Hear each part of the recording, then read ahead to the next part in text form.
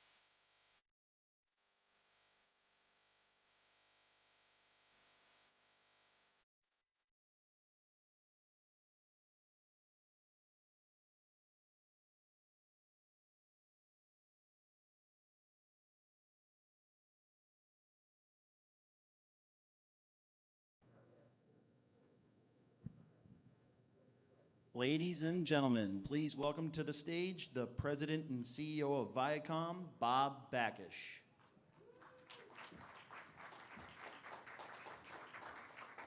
Well, hello there. So welcome, everyone, and thanks for joining us today. We've got an incredible weekend of fights ahead, and I'm thrilled to be here with the Bellator team as we preview all the action. You know, at Viacom's core is great content from powerful global brands, content that matters and resonates, both on screen and off. And this is what Bellator MMA is all about. In just 4 short years, the Bellator brand has evolved into a global destination for the most exciting live entertainment in combat sports. From London to Long Island, fans everywhere are tuning in. And now, with DAZN as a distribution partner, Bellator can bring its first-in-class events, like the Heavyweight Grand Prix, to audiences around the world like never before. And that's key to accelerating our growth in this space. Of course, none of this would be possible without the leadership of Scott Coker. Fighters, managers, agents, you name it, they all want to be in business with Scott and his team because they know exactly what they'll get. Honesty and respect, creativity and loyalty, and a whole lot of success. I also want to give a quick shout out to Kevin Kay and the team at Paramount Network, which is Bellator's home within Viacom. Kevin and John Slusser, who you'll hear from shortly, and our CFO, Wade Davis, have been instrumental in the growth of the league. And together with Scott, they make up an unbeatable team. So thanks again for being here as we kick off an awesome fight weekend. And with that, I'd like to turn it over to Scott.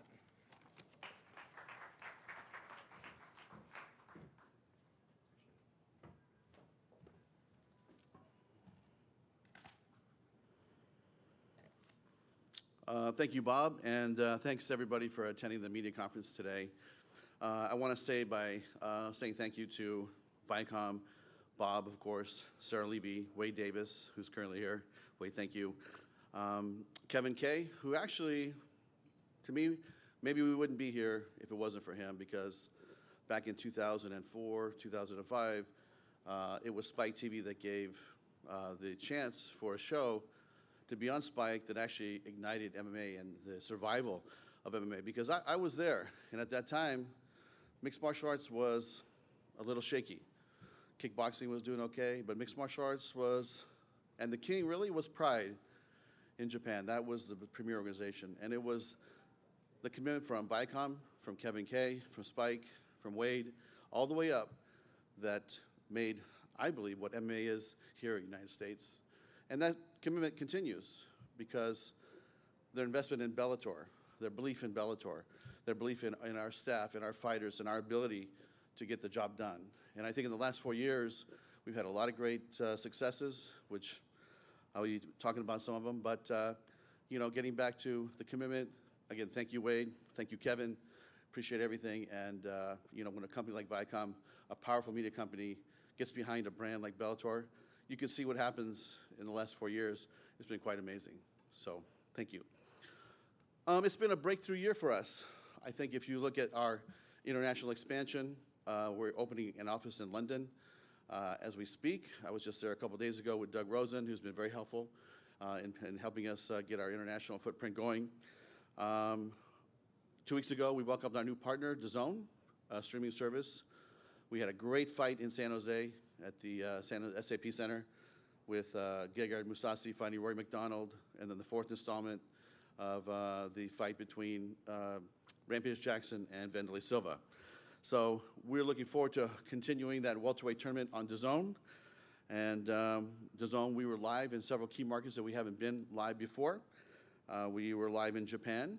We were live in Canada. We were live in Switzerland, Germany, Austria, Italy. And we're also live on Channel 5 in the UK, and I know you guys know the whole Pepe the Pig thing, so we don't need to talk about that. But we got cut off at 6 o'clock, but we're working on that, and we're going to fix that for the future. When I talk about the European expansion, we'll do fights next year in some cities that we haven't been. We'll be in Stockholm. We're going to go to Amsterdam and Barcelona. We'll also do fights in Birmingham, Newcastle, London, and in Manchester. So we're going to be all over Europe with our own European series, and we'll create the European series for the European fighters, the European broadcasters, to be in their time slots. They don't have to wait till 3 in the morning to watch the fights from here. But in addition, they'll also get the 22 fights that we'll be doing for the United States. So it'll be a 32-fight package in MMA starting in 2019 for the European markets, the Western European markets. So it's a very exciting time. We hired veteran promoter David Green as our head of Bellator Europe and signed on Jude Samuel, who's also here today, as our matchmaker for all the European fights. So it's a very exciting time for this company. And when I think about the growth, the television ratings have been good. Our tentpoles have delivered big numbers. Our social and digital have experienced triple-digit growth. So all indicators are that we are making a big footprint, not just here, but globally, because a lot of these hits and a lot of these social hits are from all over the world. I was looking at some of the numbers from the Philippines and Southeast Asia, from Russia, from the UK. It's pretty impressive. So I think that at some point, Dave, we should probably share that with everybody, because that's a good number, and we should share the international footprint of this brand.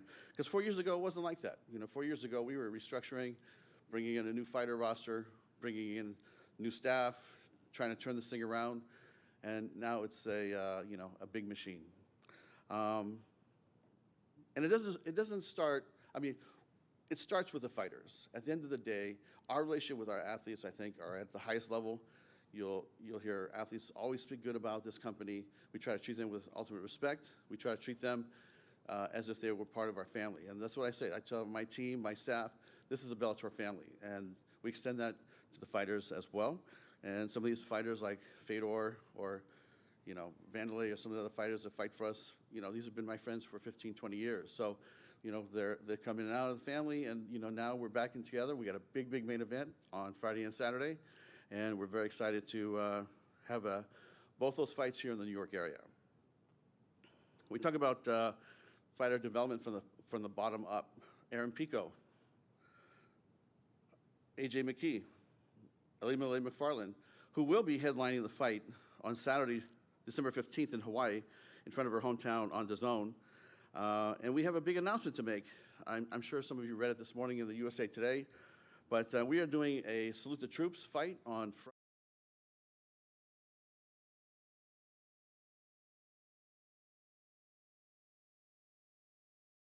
Free for the troops. So we're going to have an event where the troops and all the families and the friends of the troops can come to this event at free, at no cost, and it's our give back to their community.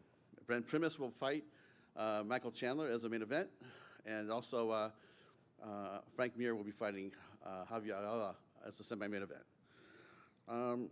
Let's talk about the Grand Prix. I have always felt that tournaments in martial arts make sense, and people say, well, who should this guy fight, and who should that guy fight, and who decides who fights who in a normal format. Well, in the tournament, you don't have to ask that question, because you just have to win.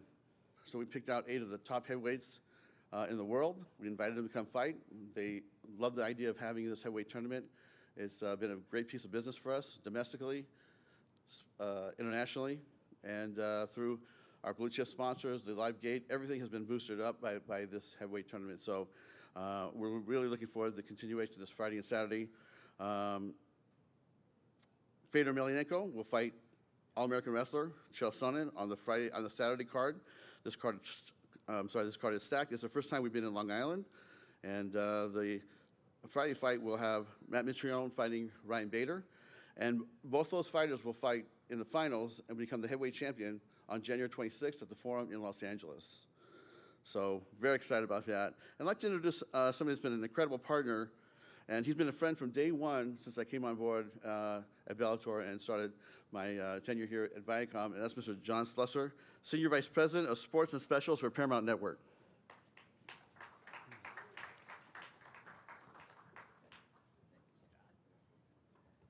Hey, thanks everybody. It's fun to be here. We got a huge weekend planned, and I'm just thrilled to talk about it. I will keep it short though, because I know you want to hear from the fighters, the real stars. So, as Scott mentioned, the heavyweight Grand Prix has been incredible for us on so many levels. Not just ratings and social media interaction, but tickets and sponsorship on every level. This tournament has been fantastic. I think the storyline that's been created gives us all sorts of opportunities to talk to the audience and to follow what's going on. And as a result, I think we've seen this, that has been the story of 2019 for us, is this incredible heavyweight Grand Prix. More importantly, I think it's very important to understand that this is the kind of forward-thinking attitude that you see from Scott and his whole team. The idea to think outside the box and create something new for the fans that they haven't seen before. You know, I love the fact that the semifinals are on one weekend. I think it's very similar to what you see with the NFL or Final Four. The idea that in one weekend you're going to find out who's going to be in the finals is a fantastic. It's a fantastic way to do it. It's very dramatic, but more important, like I said, a great collaboration to create something out of the box that really gives something to the fans, something new and exciting. And that's why I think that the future of Bellator is so bright, honestly. It's that kind of thinking that you see this weekend. Now, I know our production team is working overtime to make this work. We all are. But I think it's that kind of super serving the audience that's key. I also want to add upon what Scott's announcement of our fights in Hawaii. We are so thrilled to be part of this, to be able to give to the troops that weekend, that holiday weekend leading up to where troops can't be at home with their families. We're working really, really hard in unison with the USO, who's been fantastic partners. Been working with them for several months to put this together. And what we have planned is an entire week long of activities leading up to the culmination of this incredible entertainment and MMA action that you're going to see. So we have a lot more announcements on that. I can't wait to tell you about it. We're going to talk mostly about 208 today, so I'll stop. But I'm telling you, you're going to hear and see a lot more about our Hawaii trip, and I hope you can be there. It's a nice place to be in December for sure. So finally, I want to do a quick shout out to our Paramount Network broadcast team who's going to be calling the action this weekend. It's an all-star team. They're the best in the business. Mike Goldberg, Big John McCarthy, Jay Glazer, Frank Mir, Josh Thompson, Jen Brown, and of course, Michael C. Williams, our ring announcer. What they do is amazing, and to bring that action that's in the arena to the fans at home, millions of homes around the world, it's going to be fun to watch. We couldn't be more thrilled. We're excited to get started. So with that, I will turn it back over to Scott, who can bring up the fighters.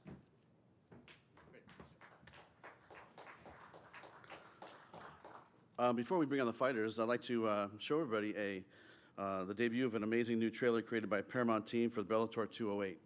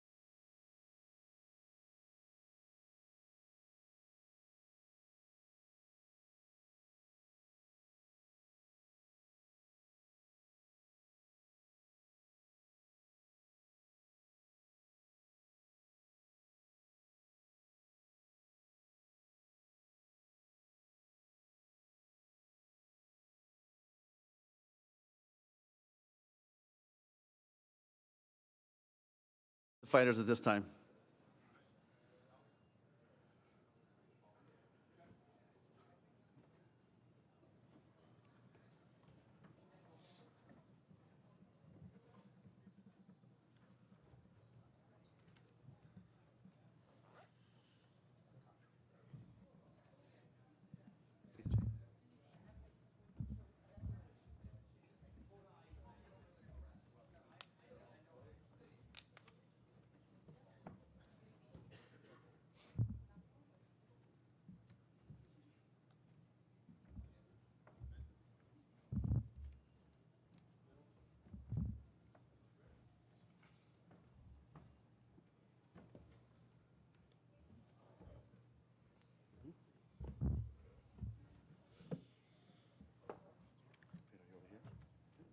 you go here. Inside you right there.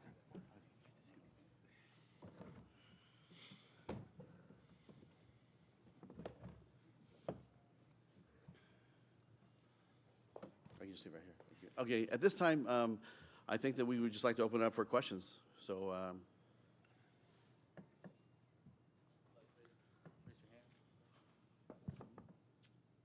Just for Chael, we just saw that new promo debut. Did you enjoy filming that, you know, putting all the USA gear on and doing all that stuff? I felt ridiculous. You know what? We did that here. I went in a dressing room. I put that on. Right as I was coming out, Fedor must have been walking in because it was like he took one look at me and laughed. I hung my head like a doofus and walked away. So no, I didn't really like it, and I haven't seen that movie in a very long time. I thought I was dressed as Rocky. It turns out I was dressed as another guy who dies fighting a Russian. So no, I didn't enjoy it that much. But I kept it. I did keep it. Stole it from wardrobe. It's at home right now. Will you wear it again? You know. But not for a promo. Maybe on Halloween. There you go. And just for a side, you're a pretty big underdog in this fight. Do you feel like the reason for that, you know, betting-wise, is just, you know, the respect for Benson, or maybe people are overlooking you coming into this fight? I don't know. I don't look at betting lines, to be completely honest with you. I think if I go back to a lot of my fights that I was the underdog, I think I won those fights. So I don't look at underdogs or rankings. And when we spoke to you after your last win, we mentioned the possibility of fighting Benson. You kind of dismissed it, saying, you know, I want the title shot, all that stuff. So how did this fight come to fruition for you, and why did you ultimately decide to take it?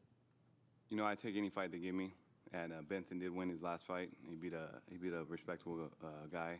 So I think, you know, he's a big name, and you know that's why we're here. You know, we're co-headlining this card, and we're gonna put on a good fight. Question right here. Right here, Chael, right here. You said you wanted to come in a little lighter for this earlier in the week, like around 220, and you talked about your boxing prowess. Is the plan to outwork and outmaneuver and fatigue Fedor?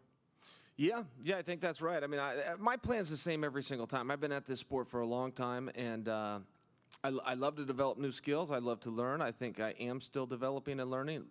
But when I get in there, I go to plan A every time. The second they say fight, I'm going to come across that ring and get in a fight with Fedor. I am going to threaten and dare him the entire time to get him to swing that right hand. And the second he does, I'm going to come underneath him, put him on his ass against the fence, and beat a hole into his face for 15 minutes or until he gives up. He can know that game plan. He can watch me do the game plan. That's my game plan. He may knock me out with one of those right hands. I've never dealt with Fedor, power like I'm going to have to deal with Fedor, but that's what this is. If I can get to him, it's going to be a long and annoying night for him. And if he can get to me, it's going to be a short and embarrassing night for me. And one more for Fedor. Why? Why would you ask a question of Fedor? What are you expecting to get from this? You could take the J train downtown, just ask your question to the Brooklyn Bridge. And architecturally, it would be more stimulating than you're going to get from Fedor. Have you seen him with his shirt off? Yeah. Rethink that. Ask me another question. Do you talked about his power, Chael, and how you're concerned with it. Is that the other reason you want to be light, so you can avoid that right hand? Yeah, I don't want to get hit with that thing. You know, I watch so many people be a highlight reel, and I've seen about everything out there in my career, better or worse, training situations. I have never seen power like this. I couldn't believe some of the stuff I was seeing. He was throwing punches and coming off of his feet.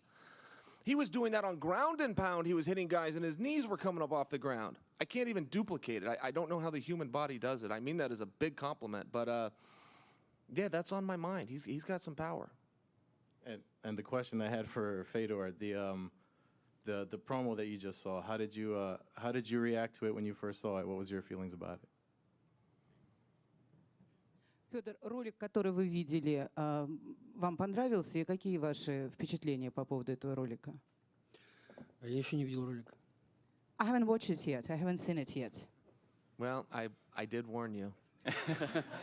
In fairness. Question, first of all, for European housekeeping for Scott Coker. Scott, you mentioned Manchester, Birmingham, London, and Newcastle, and two European continental destinations, Spain and Holland. You didn't mention Dublin earlier on. Is that on the cards for next year as well? Yes, Dublin and Belfast.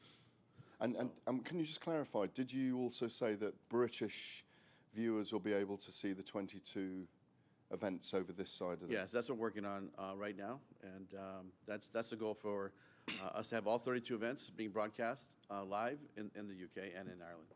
Thank you, Scott. Chael Sonnen. Chael, you had 2 fights with Anderson Silva. You had a fight with John Jones, and we can fairly say you're now having a contest with another modern great. There are 3 modern greats in the sport of MMA.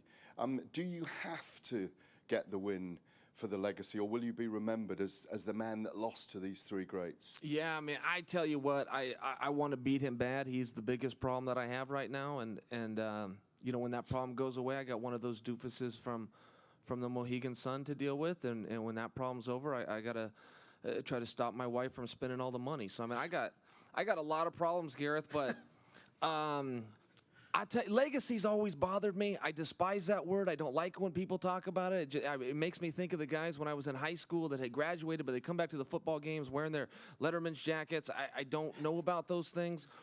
This is a sport. Kids play sports. And if you are lucky enough and fortunate enough to get to do it as an adult, I enjoy those moments, but I do plan to move on when this sport's done. I don't need to wear that Letterman's jacket back to the football game. And a question for Fedor. How about a question for you? I see you have a tie, but you're not really wearing the tie. What was the point of the tie? Oh, it's a scarf. Oh, well then let's carry on. Thank you, Chael. Question for Fedor. I think you should concentrate on Fedor, not me, frankly. Well, but, you know, I mean, I'm looking at you. I'm not looking at Fedor. I mean, you know, I mean, you're always having a go. You're always having a He came here with nothing to say in his fanciest T-shirt. I mean, what do you want me to do with the guy? Well, let me ask Fedor about that. Fedor, you know, do you find Chael amusing? I mean, he's saying that you have nothing to say, that your body doesn't look great when you take your shirt off. How do you feel about the things he says about you? Федор, как вы относитесь к тому, что говорит Чел, вот когда он говорит, что ваше тело выглядит не так прям хорошо, если вы рубашку снимете, или насколько вы считаете, он такой вот развлекательный, говорит, что не спрашивать вас, потому что вы все равно ничего не ответите. Как вы относитесь к тому, что он говорит? Нет, ну я согласен, что мое тело не бодибилдера. Well, I can tell you, I agree that my body is not the bodybuilder's body. Поэтому здесь он прав, конечно, но в ринге, в кейдже измеряется все немножко другими размерами и понятиями. That's why certainly in this very case he is right, but in the cage there are different measurements. Вообще нужно, конечно, уметь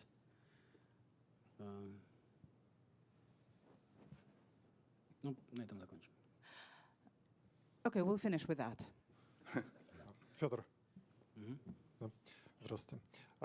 Что из того, что сказал сейчас Chael Sonnen, вы поняли, ну, насколько вам позволяет ваш уровень английского? И будут ли вам потом переводить, что он говорил про вас сейчас? Fedor, what did you manage to understand from what Chael said, and how big is your level of English? And are you going to be translated the words which Chael said? Я все понимаю. I understand everything. Нет необходимости переводить. There is no necessity for somebody to translate that for me. Well, allow me to then. Everybody wants to know what Fedor is thinking, and I can promise you guys he's up here thinking the same thing you'd be thinking, which is, why in God's name did I get on the wrong side of Chael Sonnen?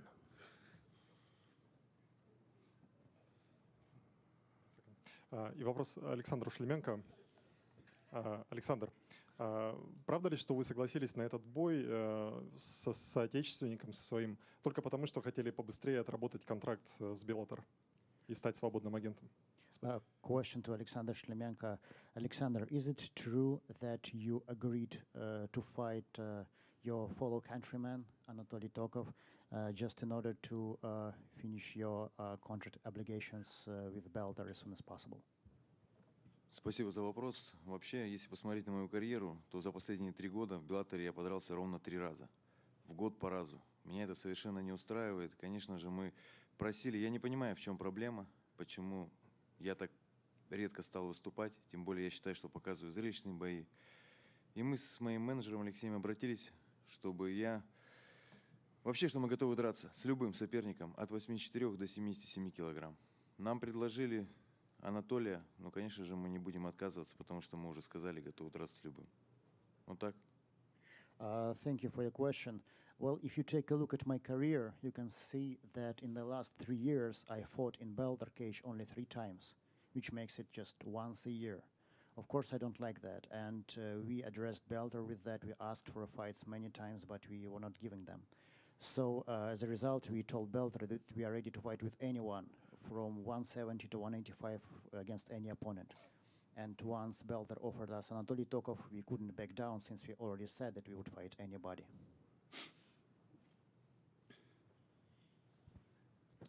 Two quick questions. First for Benson.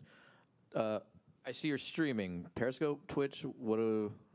What's on the other side? Facebook Live. Okay. Second for you actually is where's the toothpick? It's the trademark, and we haven't seen it lately. No toothpick right now. I have a 3-year-old at home, and now he sees me do anything, he wants to copy me and do it also. So now my biggest fear, my mom always had the fear of it, of me, having toothpick in my mouth when I was in high school and junior high and stuff. And now for me, it's like I see my 3-year-old, me having toothpick, he puts a toothpick in his mouth and run around flying like crazy and swallows a toothpick. I'm like, oh God. So now since my oldest son has been born, I've cut back on the toothpicks quite a bit. Still at practice and still like not at home, but because of that, it segues into out and about in public and whatnot. I don't have toothpicks quite as much anymore. So the middle of the cage is fine, but the kid was what ended it. Yes. Middle of the cage, training, boxing, wrestling, everything's no problem. My son, though, I'm like, oh, God, that's scary. He has a toothpick in his mouth, running around the house. And yeah, so that's how I'm going to cut it out. And finally, one quick question, Mr. Anatoly. How do you feel about fighting a countryman? Sometimes that does, people don't always like that. Some people try and avoid it. Анатолий, как вы относитесь к тому, что вам приходится встречаться с вашим соотечественником? Иногда люди как бы не очень хорошо к этому относятся. Что вы думаете по этому поводу? Здравствуйте. Честно говоря, я не ожидал, что мне предложат бой с Александром. И никогда не думал, что у меня такой бой будет. Тем более за границей и с соотечественником. Можно сказать, даже с земляком.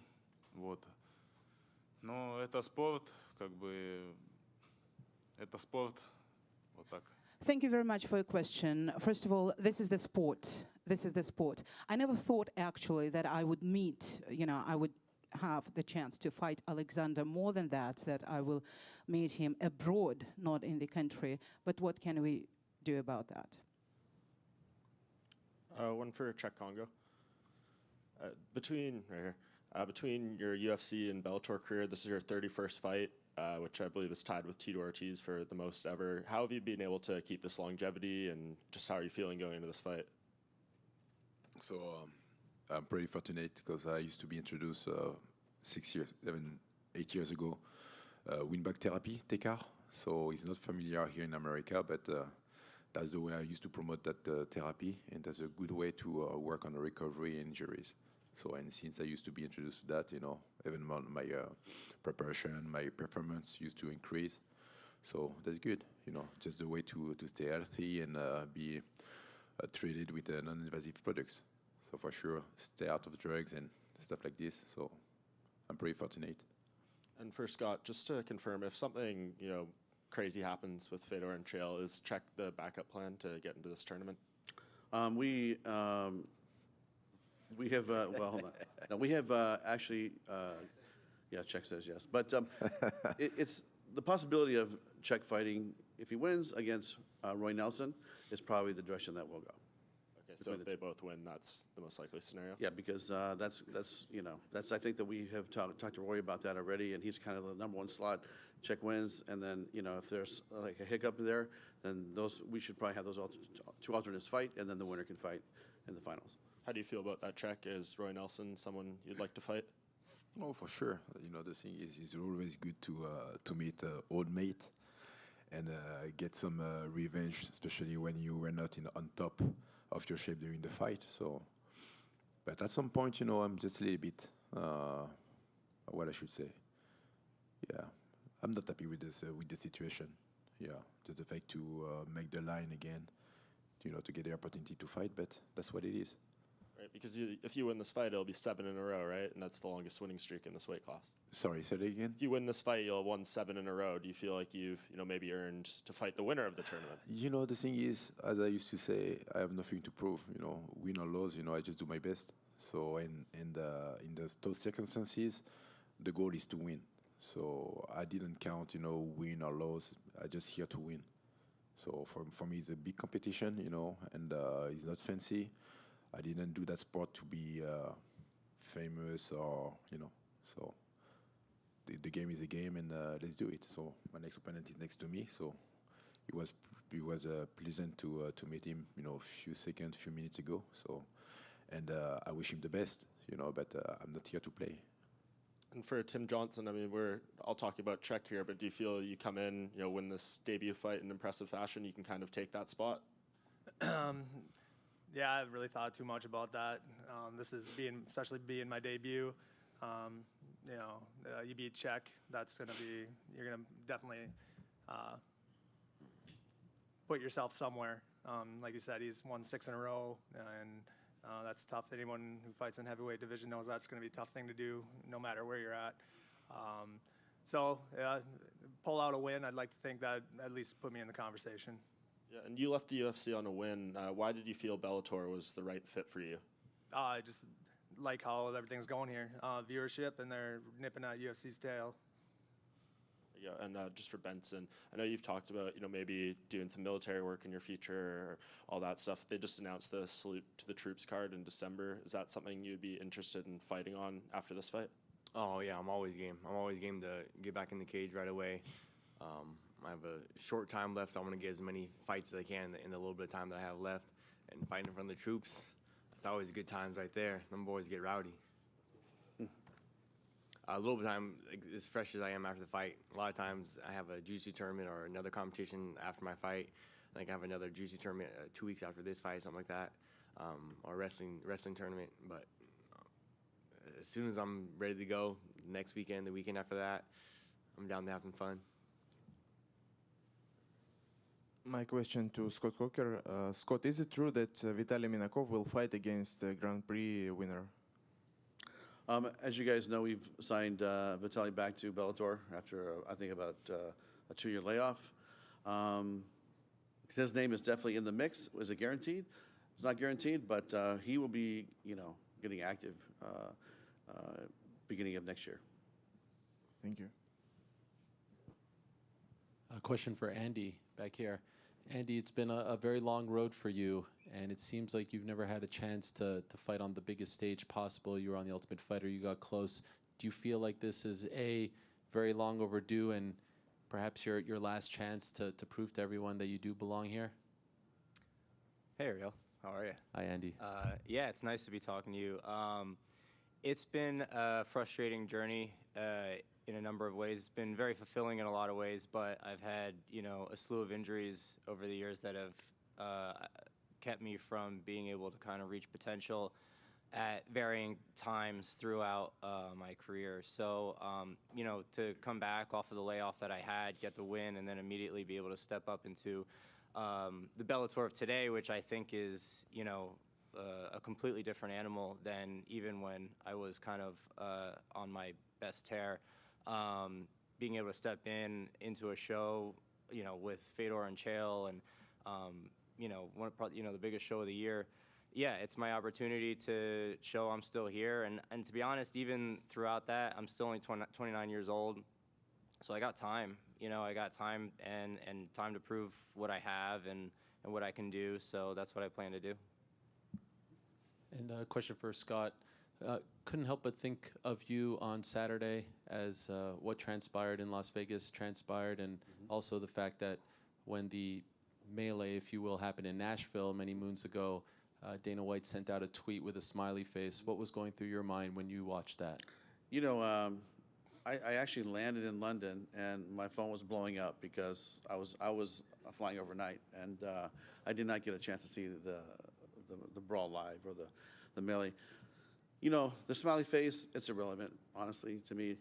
it's like we're moving forward, doing our own thing. And but something like that is it's not good for the sport. I'm glad we're here to continue business as usual and get back to how it should be run. But it's to me as a black guy for the industry, right? So it's up to all of us to pick it up and make sure something like that never happens again.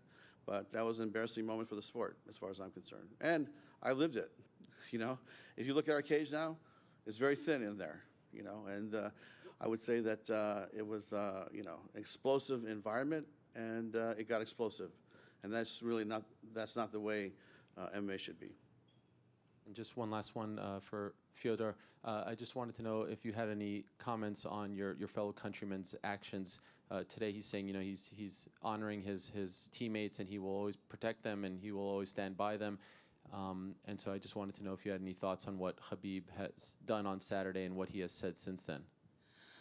Федор, что вы думаете, есть ли у вас какие-нибудь комментарии по поводу того, что учинил соотечественник, что произошло вот на недавнем бое Хабиба и Конора? Ну, я сейчас не смотрю бои, не смотрел, не видел ситуации, что произошла на соревнованиях, на турнире UFC, поэтому никак не могу комментировать. I cannot give you, Ariel, any comments because I did not watch this fight. During my camp, I don't watch any fights. Я слышал, что произошел инцидент, скандал. Но Yeah, I have heard about the scandal. I have heard about the brawl. сейчас в данный момент не вдаюсь в эти подробности. But at the moment, I'm not going into details. Вадим Тихомиров. Два вопроса Федору Емельяненко. Здравствуйте, Федор. Первый. Вы говорите, что вы не смотрите бои, стараетесь не смотреть. Будете ли вы смотреть второй полуфинал боя Мэтта Митриона против Райана Бейдера? Fyodor, you say that you do not watch fights during your camp, but are you going to watch the second semi-final of Matt Mitrione? Да, конечно, я просмотрю своих оппонентов и вообще смотрю бои, но в данный период времени до своего поединка в субботу я смотреть ничего не буду.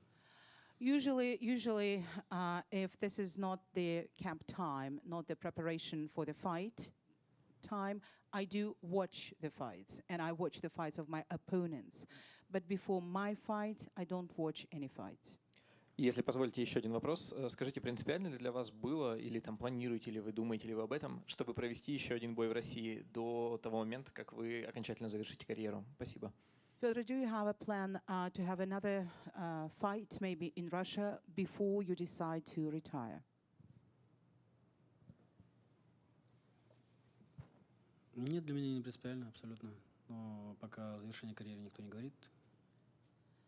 Well, we do not speak about retirement at the moment, and well, it's not that important maybe for me to have the fight in Russia. Question for Scott again. Scott, I think it's 58 fighters, all competing within, I think, the space of 30 hours, whatever it is, 150 miles apart. The logistics of this seem enormous. How difficult was it putting it all together? I tell you, that's the beauty of the company that we have here with Viacom and supporting Bellator and our staff. Our staff is honestly, you would be surprised at the size of our staff. We don't have 300-400 employees, and this was a monumental task trying to coordinate the two events and all the press stuff. And it was a lot of work, but they got the job done. So I'm really proud of them, and a lot of them are here. A lot of them are at the Mohegan Sun right now, waiting for us to get there tomorrow. We got weigh-ins in Long Island tomorrow. I mean, it was a big commitment, and I'm proud of them. So my hats off to you guys that are here working, and it was not an easy task, Gareth. Thanks very much.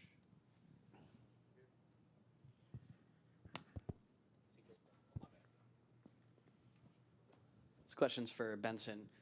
We've seen the success of the heavyweight Grand Prix so far. You've dabbled at welterweight before. Was the welterweight Grand Prix ever something you were interested in? For sure. I would love to get on that. That was never brought to me. I was never brought up. My name was never brought up. No one from Bellator ever contacted me for the welterweight tournament.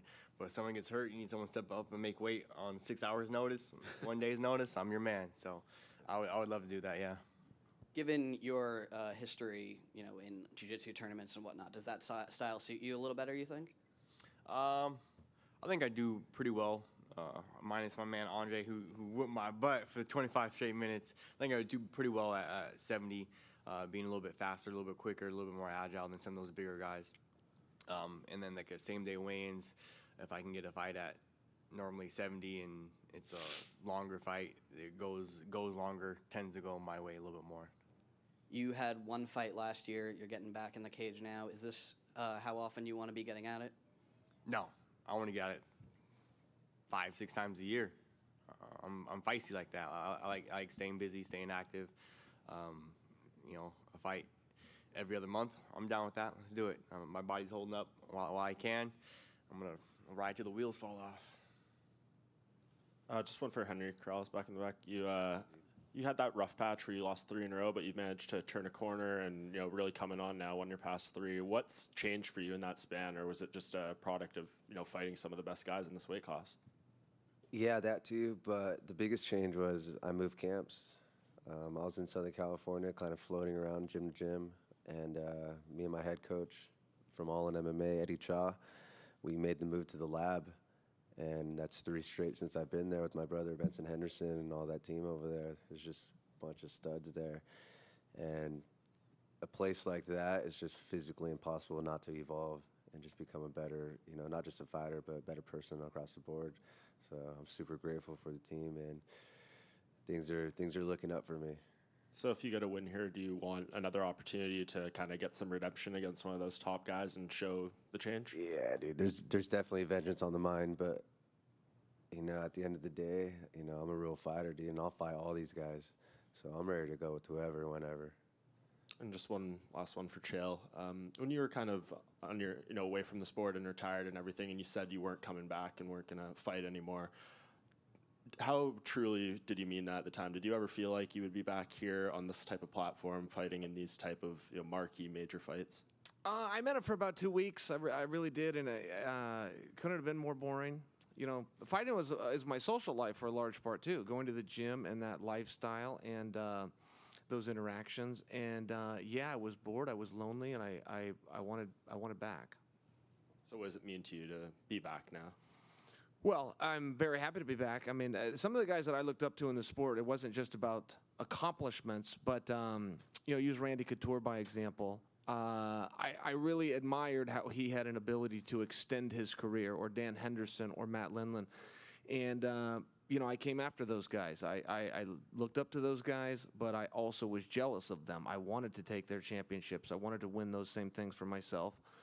But that's also one of them. I look at it a lot. Randy Couture made it till he was 47 years old at the highest level of the sport. Dan Henderson to 46. Matt Lindland to 42. And I'm chasing them. I think that it's a real skill. I think that it's a lot of discipline, a lot of focus, a lot of mental to stay involved with this for this long. And if you can do it at the highest level, then play on. And you obviously have a ton going on outside of competition itself. So what do you feel like will be the moment that makes you move away from being an active fighter completely? Well, every fighter's career ends the same, which is face down and embarrassed. And I'm not going to be any different. I will leave it on the table. Benson just said, ride it till the wheels fall off. But I would hate to leave something on the table. I look back at my own wrestling career, which ended in 2000. And I've always wondered, what would have happened if I stuck in one more cycle? Could have I made the Olympic team? So, I'm not going to do that in this sport if it's up to me. Ultimately, it won't be up to me. Coach Clayton will grab me someday and say, you're not what you used to be, and we're done. So until I get that call, I'm going to fight. We'll do just 2 or 3 more. Question for Scott. You have the heavyweight Grand Prix ending in January, and the welterweight Grand Prix just began. So do you have plans for other divisions to use this tournament format? I really enjoy the format. I think it works. It's been a great piece of business for us. DAZN loves the tournament format. What weight class, if we do go into another tournament, we haven't determined yet, but you'll see more tournaments from Bellator. And a question for Benson and Henry. How beneficial is it to have another main card fighter training with you every day leading into this fight? I'll let Henry take that one first. Dude, it's like the best thing I could ask for, because this guy brings the heat, man. He's on fire at the gym. He's just so positive, and he's just always just firing everybody up. And just that kind of attitude is just contagious. So everybody at the gym's all pumped up whenever Benson's fighting because he's all pumped up. So it just brings out the best in you, and we'll see tomorrow, Saturday night, man. I would have to say for sure, having another teammate, having another brother on the same card, you know, we liken it to going to war, to going to battle. It's not exactly going to war, it's not exactly going to battle, but you guys understand what we mean by that, the gist of it. And when you have a brother who you're going to war with, it definitely helps motivate you, helps you stay on track. I see Henry in there getting after it on a mid-session when I was like, oh, I'm a little bit tired, oh, this and that. And Henry's in there getting after him, like, all right, well, let's go, let's get after it. Let me get my next workout in. So like at our gym, we have a ton of guys who are fighting this weekend. We have Johnny Case at the PFL. We have another brother on the Mohegan card. We have another couple of brothers fighting down in Tucson. So like we're a busy gym. We got guys fighting all around the country, all around the world this weekend. And then having a brother on the same card as me, main card, Bellator, big event, big stage. Man, you can't get excited for that. You better check your heart rate. You better check your pulse, right? Check if that heart's still working. Уже задали вопрос Федору Емельяненко о том, как он относится к поступку Хабиба Нурмагомедова, который выпрыгнул из клетки. Но вот двум другим представителям России не задали этот вопрос, поэтому Анатолий Токов и Александр Шлеменко. Что вы думаете о том, что случилось на UFC 229? The question was asked to Fyodor Emelianenko, now the same question to Anatoly Tokov and Alexander Shlemenko. What do you guys think about what happened after the latest UFC when Khabib jumped out of the cage and everything that happened afterwards? What are your thoughts about that? Анатолий первый, да? Не, Саня, отвечай. Или что, я? Давай, ответь. Я могу ответить, как ты хочешь. Отвечай, Саня, я не смотрел бой. Да, я бой смотрел, болел за Хабиба. В первую очередь хочу сказать, поздравляю его с победой. Я также хотел добавить, ну что сказать, тут тяжело. Я в этой ситуации не был, я не видел, кто что кричал, кто начал. Я тоже очень много смотрел, разбирался, кто же спровоцировал Хабиба, чтобы он выскочил из клетки. Ну что хочу сказать, здесь нужно на две части разделить. В принципе, к Хабибу не имею никаких вот претензий. Считаю, что в целом он мог сорваться после того, как проходила пресс-конференция, после того, как он все слышал. А что там дальше началось? Ну, говорю, здесь нужно разбираться плотно. Здесь сложно делать какие-то оценки, не выслушав две стороны. Well, first of all, I want to congratulate Khabib with this win. It was a great performance. And speaking of what happened afterwards, it's difficult to say. I mean, I cannot blame Khabib for what he did because obviously he was all pumped up after the fight, and it's really difficult to contain yourself after what you heard from your opponent during the press conferences and during everything that was before the fight. So it's important to listen to both sides, what both sides would say, and then maybe make a decision. All right. As for Anatoly didn't watch the fight. At this time, we are going to wrap it up. We're going to reset the stage for photo ops. If we could have the fighters on this side of the stage stand off to this side, fighters on that side of the stage stand off to that side. We'll remove the tables and then do stare downs for photos.